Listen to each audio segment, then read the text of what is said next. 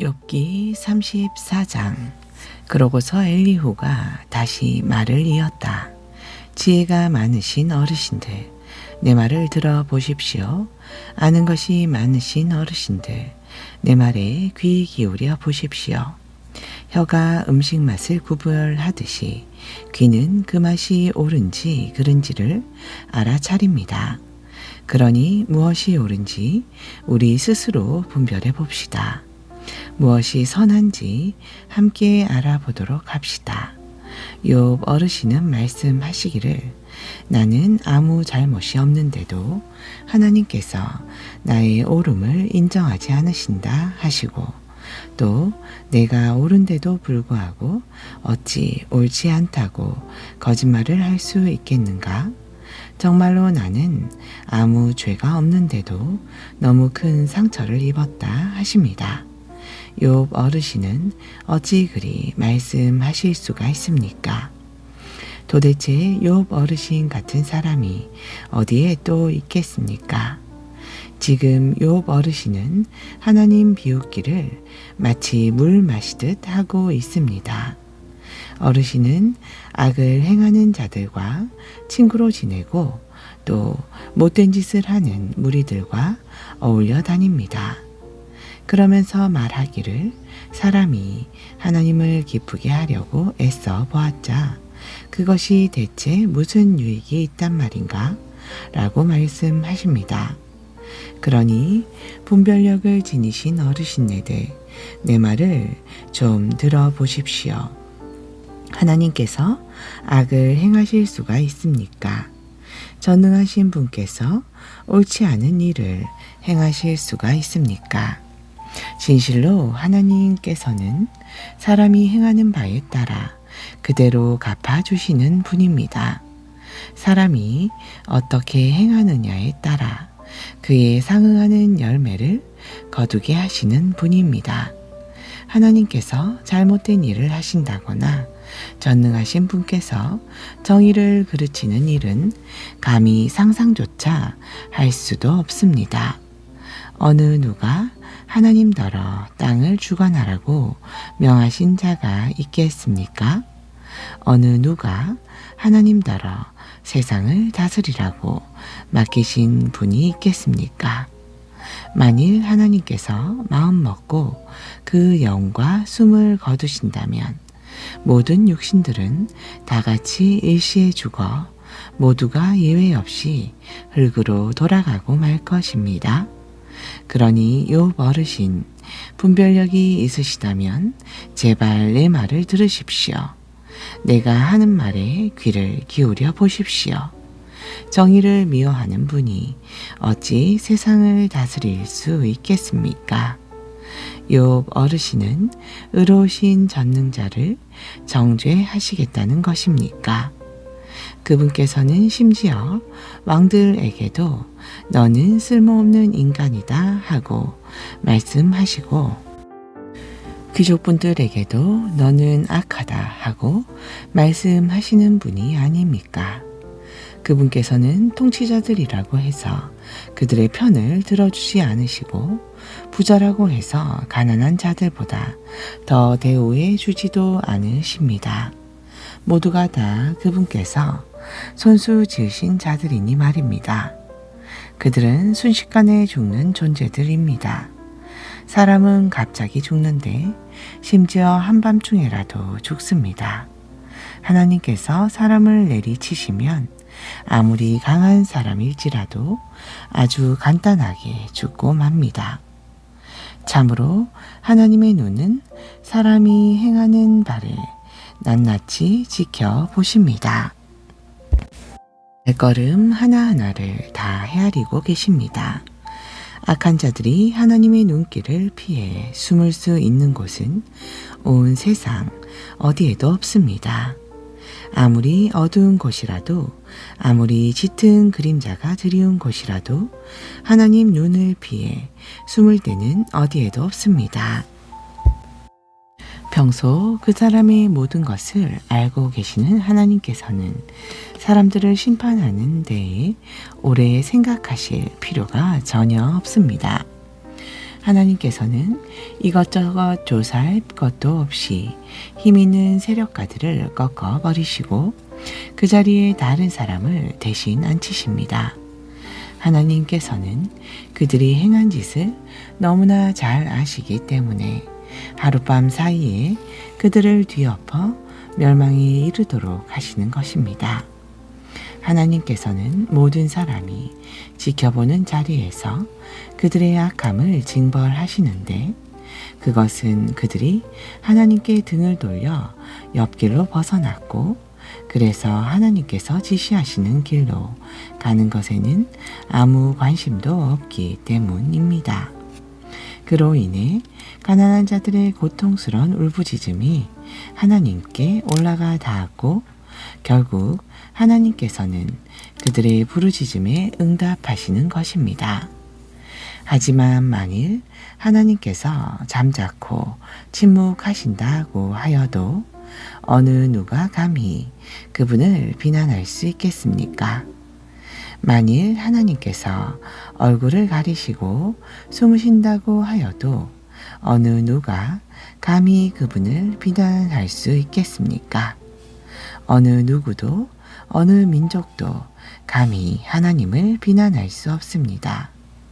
그분께서 하나님을 우습게 여기는 경건치 못한 사람을 왕으로 삼아 나라를 다스리게 하시고 또 그 백성들에게 올가미를 씌워 억압하게 하실지라도 어느 누가 감히 하나님께 항의할 수 있겠습니까?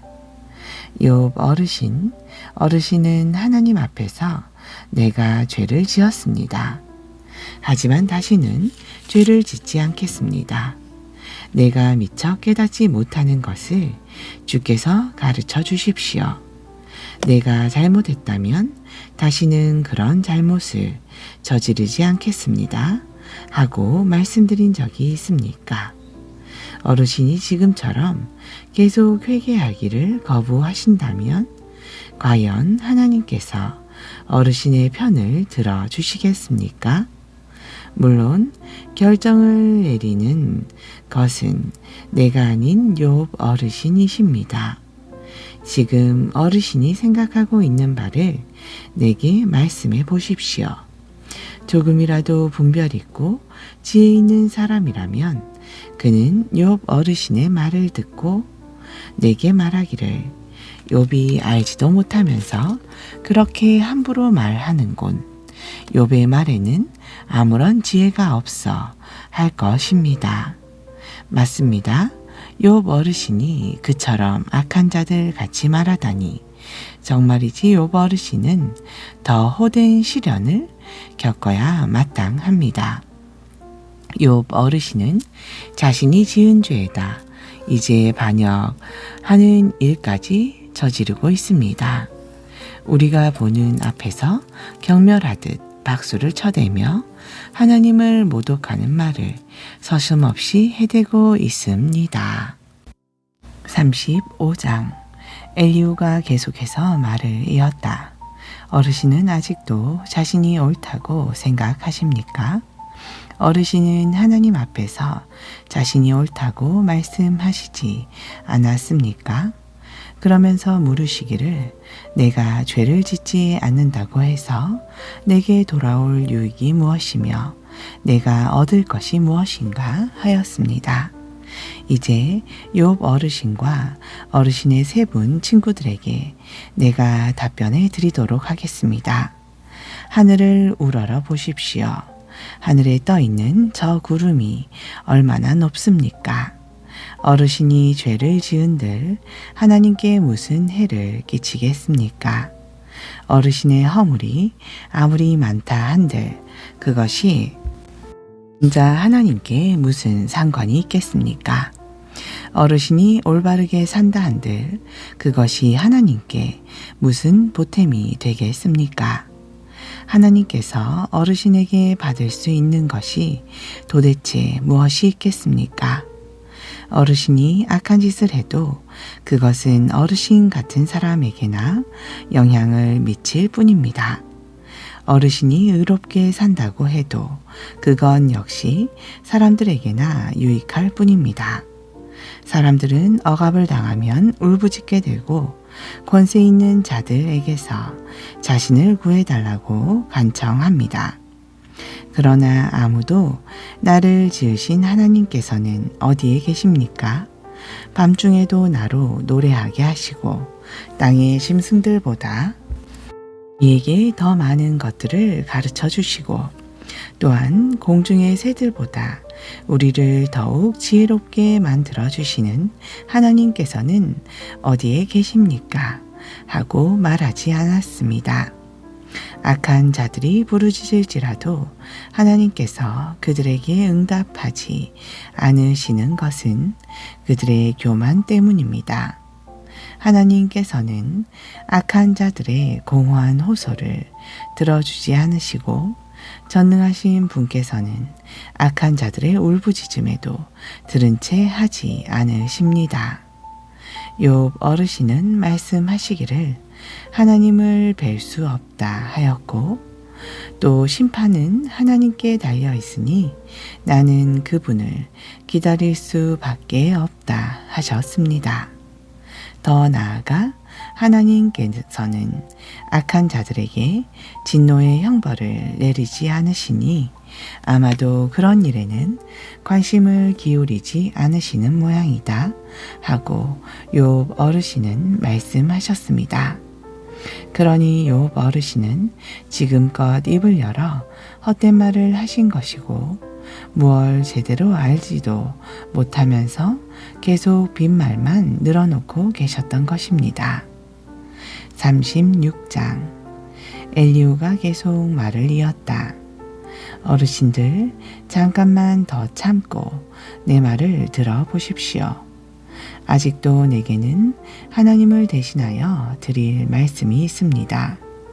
나는 애써 얻은 나의 모든 지식을 총동원하여 나를 지으신 하나님이 정녕 의로우시다는 것을 분명히 밝히도록 하겠습니다.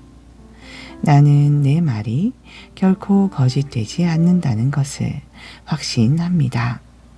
지금 어르신들과 이야기하고 있는 이 사람은 그래도 알 만큼은 다 아는 사람입니다. 하나님께서는 위대한 힘을 지닌 전능하신 분이지만 어떤 사람도 경시하지 않으십니다. 진실로 하나님께서는 위대한 힘을 지니셨고 지혜 또한 무궁하십니다. 그분께서는 악한 자들을 살려두지 않으시고 고난받는 자들의 권리를 옹호해 주십니다. 또한 의롭게 사는 사람들을 항상 지켜보시고 그들을 세상의 임금들과 같은 높은 자리로 지으셔서 영원히 존경받도록 세워주십니다. 그런데 만일 의로운 자들이 고통의 쇠사슬에 묶여 있다거나 혹은 고난의 밧줄에 단단히 매어 있다면 그것은 그들이 행한 악한 짓을 일깨워주기 위함입니다. 즉 그들이 교만한 마음으로 하나님께 죄를 지었다는 사실을 깨닫게 해 주시려는 것입니다. 그렇게 해서 하나님께서는 그들의 귀를 열어 올바른 길이 무엇인지를 일러주시고 또 그들에게 악의 길에서 즉시 돌이키라고 명령하시는 것입니다.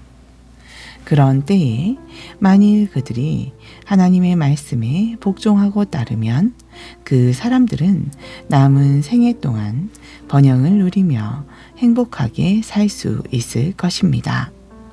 그러나 그분의 말씀에 순종하지 않으면 칼에 쓰러져 망할 것이고 아무런 예고조차 없이 갑자기 죽음을 맞이할 것입니다. 그런데 하나님을 우습게 여기는 불경한 자들은 도무지 회개할 줄을 모릅니다. 그분께 벌을 받아 온몸이 꽁꽁 묶여도 마음속에 분노만을 쌓아둘 뿐 하나님께 도움을 간구하지 않습니다. 결국 그런 자들은 남창들처럼 제멋대로 방탕하게 살다가 한창 젊은 나이에 갑자기 목숨이 끊어지고 말 것입니다. 하나님께서는 이렇게 고난을 통해 사람을 가르치시고 고통을 통해 눈을 뜨게 하십니다. 그러므로 고통받을 때에 자기 죄를 깨닫고 회개하면 하나님께서는 욥 어르신을 재앙의 이빨에서 건져내시어 고통이 없는 편안한 자리로 인도해 주시고 상다리 휘어지도록 기름진 음식을 풍성하게 차려 어르신을 위로해 주실 것입니다. 그러나 지금은 악한 자들이 받들어야 할 형벌을 욥 어르신도 받고 계십니다. 공의의 심판을 받고 계시는 것입니다. 그러므로 욥 어르신은 이런 때에 분노를 터뜨림으로써 이를 그르치지 않도록 주의하십시오. 행여 뇌물을 바쳐 용서받을 생각일랑은 아예 하지 마십시오. 몸값을 많이 바친다고 해서 용서받을 수 있는 그런 징벌이 결코 아닙니다. 욥 어르신이 아무리 재산이 많다고 해도 또 어르신이 가진 온갖 권세를 다 발휘하더라도 어르신은 지금 당하고 있는 혹독한 재앙에서 벗어날 수 없을 것입니다. 밤을 그렇게 고대하지 마십시오. 밤사이에 죽어나가는 사람들이 얼마나 많습니까? 특히 악한 마음을 품지 않도록 정신을 바짝 차리십시오. 어르신이 고통을 겪고 있다가 고통보다 자칫 악을 선택하기 쉽습니다. 보십시오. 참으로 하나님께서는 크신 권능을 지니신 분, 어느 누가 그분처럼 가르치실 수가 있겠습니까? 누가 감히 하나님더러 이렇게 하시오 혹은 저렇게 하시오 하고 지시할 수 있겠습니까? 누가 감히 하나님더러 주께서 잘못하셨소 하고 말할 수 있겠습니까? 사람들은 하나님을 늘 찬양했습니다. 그러니 욥 어르신도 그분께서 하신 일을 항상 찬양해야 할 것입니다. 사람들은 언제 어디서나 그분께서 하시는 일을 보아왔습니다. 아주 먼 곳에서도 그분의 위대한 일들을 능히 볼 수 있습니다. 정녕 하나님께서는 얼마나 위대하신지요.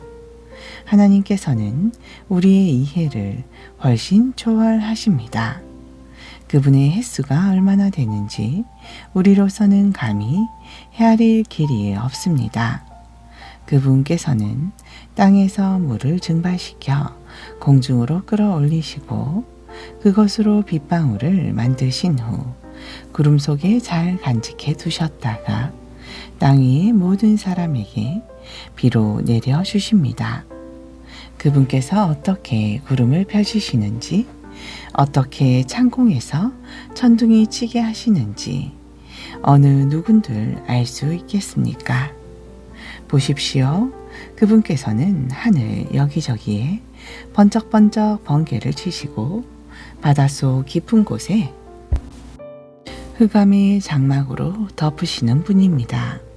하나님께서는 이와 같은 자연의 오묘한 법칙을 통해 사람들을 다스리며 심판하시고 또한 먹을 것을 풍부하게 공급해 주기도 하십니다. 그분께서는 두 손에 번개를 움켜쥐시고 그것들에게 명령을 내려 목표물을 정확히 치게 하십니다. 또한 그분께서는 천둥 소리를 발하여 폭풍이 몰아닥칠 것임을 미리 알려주십니다. 심지어 짐승들에게도 그 징조를 미리 알려주십니다. 37장. 그러므로 이 같은 하나님의 크신 권능 앞에서 내가 놀라고 내 심장이 벌떡거리면서 떨립니다. 어르신들, 그분의 목소리를 들어보십시오. 그분의 입에서 나오는 천둥 같은 소리를 잘 들어보십시오. 그분은 먼저 온 하늘 아래에 번개를 쳐서 그 빛이 하늘 이쪽 끝에서 저쪽 끝까지 번쩍거리게 하십니다. 그런 뒤에 천둥 같은 그분의 음성이 우르릉거립니다. 번개불이 하늘을 가로질러 번쩍이고 나면 천둥 같은 그분의 목소리가 계속 울려 퍼집니다.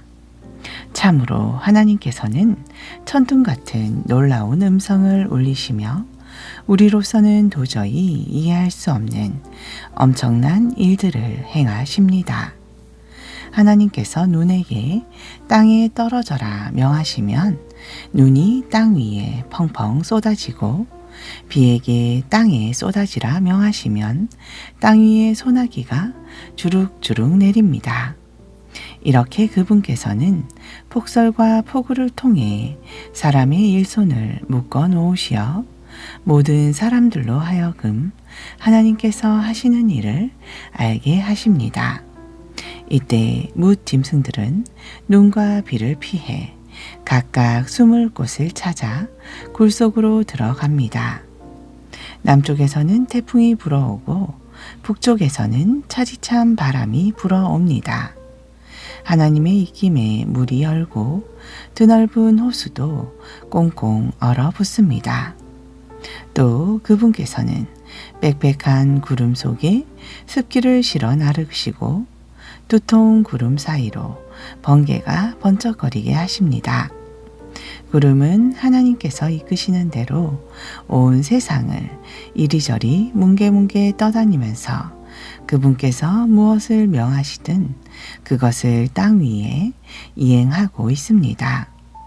하나님께서는 그 구름으로 땅 위에 비를 내려 때로는 사람을 벌하기도 하시고 때로는 사람에게 은총을 베풀기도 하십니다. 욥 어르신, 내 말을 들어보십시오. 잠시 멈추시고 하나님께서 행하시는 놀라운 일들을 생각해 보십시오.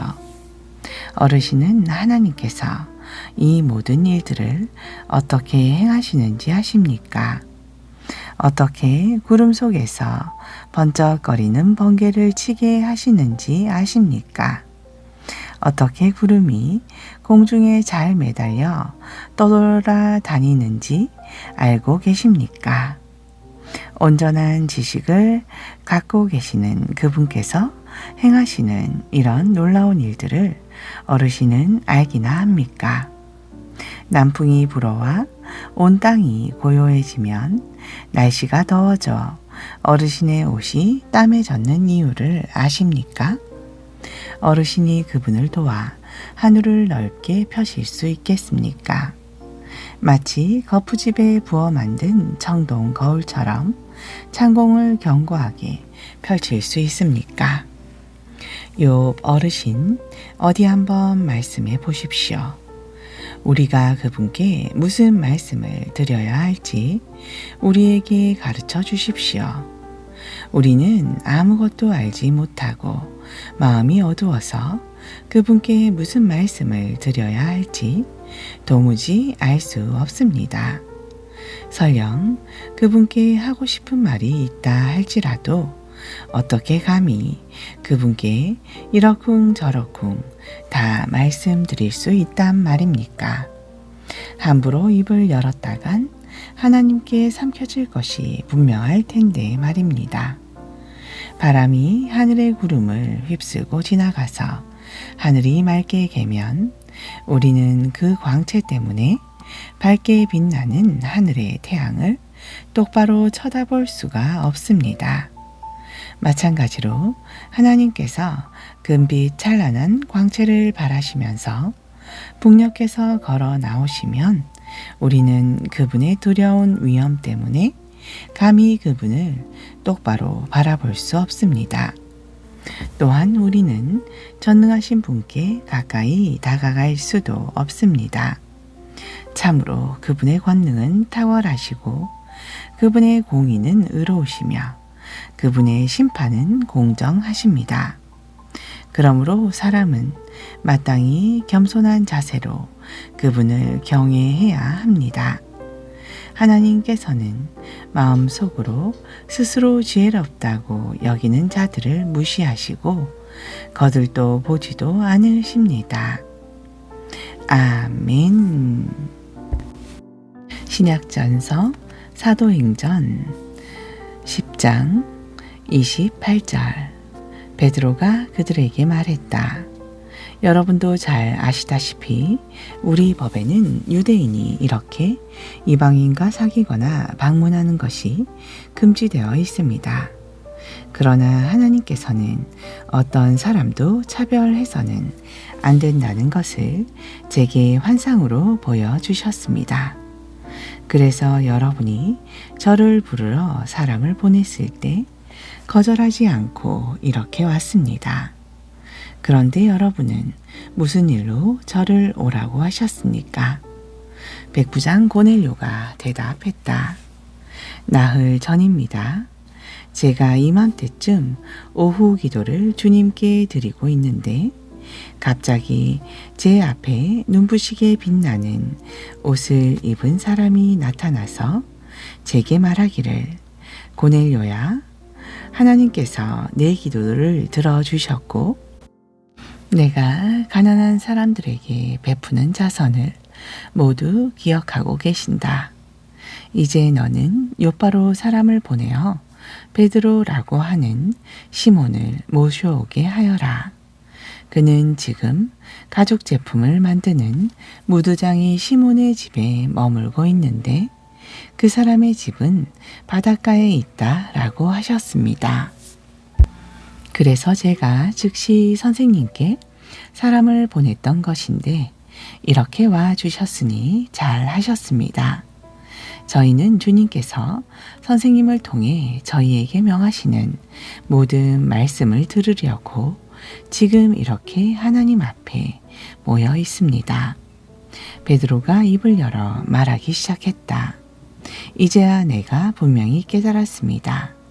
그것은 참으로 하나님께서는 유대인만을 사랑하시는 것이 아니라 사람을 차별하지 않고 어느 나라 사람이든지 하나님을 경외하고 옳은 일을 행하는 사람은 누구든지 다 받아주신다는 사실입니다.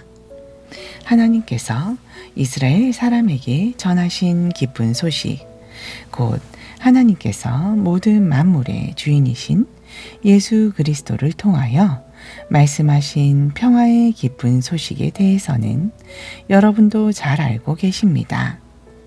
이 기쁜 소식은 일찍이 세례 요한이 세례를 베풀었던 갈릴리 지방에서부터 시작되어 온 유대 지방으로 퍼져 나갔습니다.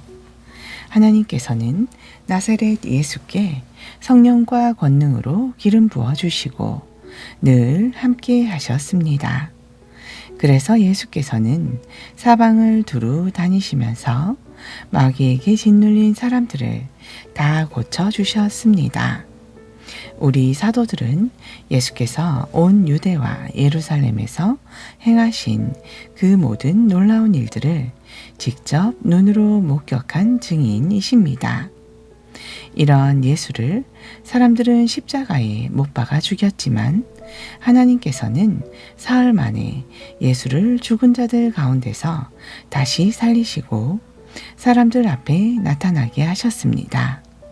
예수께서는 모든 사람들에게 다 나타나신 것이 아니라 하나님께서 미리 선택해 두신 사람들에게만 나타나셨습니다.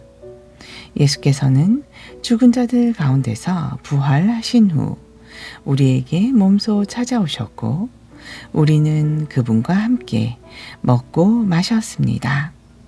예수께서는 장차 산자와 죽은 자를 심판하실 분으로서 하나님께서 세우신 분이십니다.